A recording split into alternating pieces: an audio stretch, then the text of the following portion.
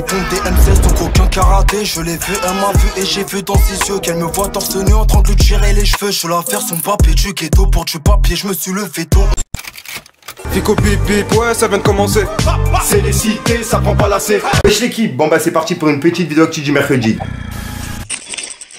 Bah l'équipe, pour commencer cette petite vidéo actu du mercredi, on a SH qui a annoncé la diffusion au cinéma de son concert au Stade Vélodrome, qui sera disponible le 23 novembre. C'est une dinguerie. En gros, son concert, il sera rediffusé au cinéma à 20 h le 23 novembre, en exclusivité. Ensuite, il y a Leto qui a dévoilé le premier extrait de Trapstar 3. Et c'est un featuring avec Kobalade qui sortira vendredi. Et le son, il s'appelle Immonde. Et il est disponible ce vendredi. Ensuite, il y a Bendo Z qui vient de dévoiler la cover de son prochain album, qui va s'appeler De La Fontaine. Et il sera disponible cette année. En gros, dans quelques mois. Et vraiment, la cover, elle est grave stylée. Elle me fait penser à celle de Travis Scott. Ensuite, il y a quelques jours, on a parlé de Rof, qui avait réagi à l'abaya, qui est interdit dans les écoles. Et il y a Sadek qui avait également réagi hier. Et il y a Booba qui a laissé un message à la France et qui faisait référence à l'abaya.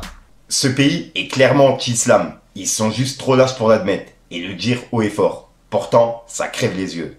Et on peut voir que son tweet, depuis hier, il a fait 4,9 millions de vues. C'est une dinguerie. En seulement 21 heures. Et en gros, il y a des personnes qui ont commenté. Il y a une personne qui a dit: t'étais où quand Medine, il était seul face à tous les racistes? Et il a répondu: dans ton cul.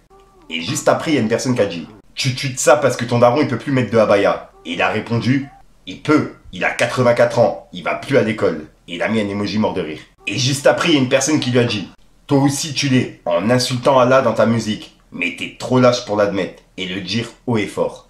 Et il y a Gims qui a répondu aux commentaires du mec. Il a dit: je te jure, sacré uni. Et Booba, il n'a pas réagi par rapport à ça. Ah si, il lui a demandé justement de sortir des preuves quoi. Un genre de message comme ça. Je ne l'ai pas sous les yeux.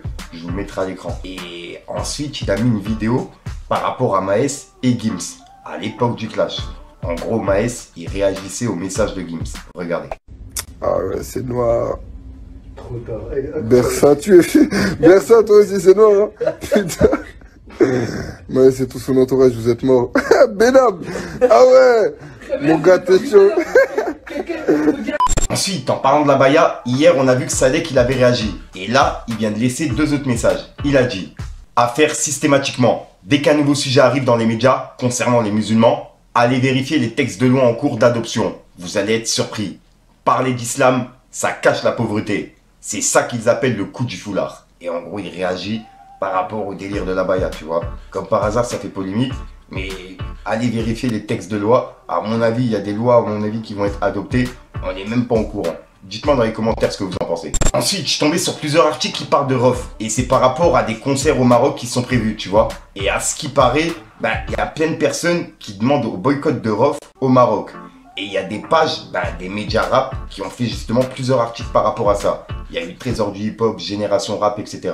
Et on peut voir qu'ils ont écrit: le Bling Bling Luxury Club de Tanger a osé inviter le rappeur Rof pour un showcase le 9 septembre 2023, alors qu'il a déjà tenu des propos dénigrants envers nos femmes. De la même manière que nous avons fait annuler le concert de Booba, mobilisons-nous pour annuler le showcase de Rof. Et au-dessus, en gros, ils ont fait une mise à jour par rapport à ce qu'ils viennent de dire. Et ils demandent aux gens de partager, etc., de mettre une note sur Google et tout. Donc en gros, là, c'est vraiment en train de faire polémique et il y a beaucoup de pages qui commencent à en parler. Dites-moi dans les commentaires ce que vous en pensez. Ensuite, hier, je vous ai parlé de MHD et de la première journée de procès. Et là, en gros, la même page a publié les 2 autres journées. Et on va voir justement la 3e journée, puisque dans la 2e, ils ont parlé, mais ça avait rien à voir avec MHD, tu vois. Donc là, je me suis dit, vas-y, tu sais quoi, on va regrouper tout ce qui a été dit hier et avant-hier et on va regrouper 2 jours. Pour commencer, ils ont écrit: en cette 3e journée de procès pour le rappeur MHD, j'y étais à partir de 15 h 30. Et voici les infos à retenir. Le directeur artistique de MHD a été appelé pour témoigner. Il parle de ses collaborations avec Puma, Adidas et son style faux gangster. C'est lui-même qui dira que MHD lui avait dit: il y a un problème avec ma voiture. Ils ont brûlé ma voiture. Il va dire qu'ils ont envoyé des courriers pour se faire entendre, mais qu'il n'a jamais été entendu. Suite à cela, un psychologue a été appelé pour témoigner concernant MHD, vis-à-vis de son expertise sur ce dernier. Le psychologue dira que MHD était évasif, sur une position défensive et qu'il ne voulait pas se livrer. Le psychologue a abordé le plan familial, scolaire et son parcours professionnel, que je n'aborderai pas pour respecter la vie privée du rappeur. Concernant les faits, il dit au psychologue: je n'étais pas là, je ne connais pas la victime et j'ai prêté ma voiture volontiers. Concernant la victime, MAG lui dira « Ce qui me fait le plus mal, c'est qu'un jeune comme moi ait perdu la vie. » La présidente posera alors la question suivante. Il se met à la place de la victime, il y a une forme d'empathie. L'expert prend la parole. Non, c'est pas vraiment une empathie. Il se met à la place d'un jeune et non pas de ce jeune homme, en parlant de Lucas. Les avocats d'MHD prennent la parole. Vous dites que MHD est évasif, sur la défensive, mais pour qu'une personne soit analysable, il faut qu'il reconnaisse les faits. C'est quoi pour vous le sens du mot défensif? L'expert. Le fait de ne pas parler de ses problèmes, c'est la définition même de la défensive pour moi. Les avocats d'MHD. Quand je vous écoute, j'ai l'impression que vous êtes neutre. L'expert. Quand je suis face à quelqu'un qui est sur la défensive, ça empêche les analyses. Je préfère dire qu'on ne peut pas croire ce qu'il dit. L'avocat. Vous outrepassez votre rôle, vous effectuez un jugement selon moi. Et suite à cela, il y a quelques échanges entre les avocats et l'expert concernant le parcours scolaire de MHD. Les avocats disant qu'ils jugent ce dernier par ses échecs durant sa scolarité. Et il a clôturé par « J'ai plus assez d'études pour le reste. Dans un prochain trade, je parlerai du moment où MHD parle à la cour. Je n'émets pas d'avis là-dessus et je ne donne pas mon point de vue. Je relais juste ce qui se passe dans le procès comme tel. MHD ainsi que les 8 autres accusés sont innocents jusqu'à preuve du contraire. Je relais les infos aussi bien dans l'intérêt de la famille de Louis K que dans l'intérêt des 8 accusés ainsi que de MHD. Les internautes feront leur propre avis là-dessus. » Donc là, c'est le message de Juriste Alerte qui a justement fait la première journée et là, la deuxième, troisième dans ce trade-là. Il me semble que la deuxième, ils ont parlé justement d'une personne qui était accusée dans les 8, tu vois. Et il n'y avait pas vraiment de message sur MHD, c'est pour ça qu'elle n'a pas mis de trade. Bref, dites-moi dans les commentaires ce que vous en pensez. Voilà, donc voilà l'équipe, c'est tout pour cette petite vidéo actu. Dites-moi vous ce que vous en pensez dans les commentaires et n'hésitez pas à mettre un petit pouce bleu pour soutenir le référencement. Et si jamais vous n'êtes pas abonné, je vous invite à activer la petite cloche l'équipe.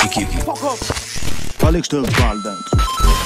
Dans la Tony A, je reprends conscience qu'avec mon front posé sur le sol, je fais que du sol pour poser mes pieds sur le sable. Faut pas être un génie pour comprendre qu'avoir un pétard c'est beaucoup plus pratique que s'inscrire à la salle. Sale fils de putain. Du truc. Voilà qui se passe en faire sur aujourd'hui comme d'hab. N'hésite pas à mettre un petit peu de référencement si t'en penses dans les commentaires. Comme d'hab, si t'as pas de mettre un commentaire, tu m'attends pour ta. C'est juste pour référencement. Ouais, je l'ai fait tout rapide, c'est un truc de ouf. Je te mens pas, j'ai chaud à mort, c'est un truc de ouf. Bah vas-y, hein, je te dis à soir pour une prochaine une nouvelle vidéo et une nouvelle exclue. Et peace les gangs. Percé par la fin, solo dans mon coin, j'attends le top départ. En attendant le matin, posé sous la lune, je fais mes billets dans le haram. Percé par la fin, solo dans mon coin, j'attends le top départ. En attendant le matin, posé sous la lune, je fais mes billets dans le haram. Négro tonton, c'est la rue qui te parle. Ouais, c'est la rue qui te parle. Laisse-moi coller, nous quitte pas. Les histoires de Salafis sont clic, clic pas.